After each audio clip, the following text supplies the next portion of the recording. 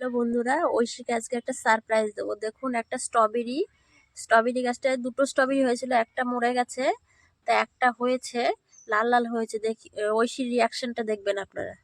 ঐশী, এখানে এসো, একটা জিনিস দেখাবো।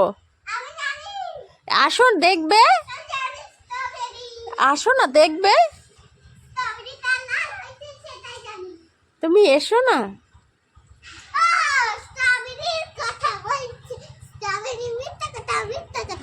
দেখো তো এটা কেমন হয়েছে। জানি তুমি কি লাল হয়েছে সেইটা দেখেছো?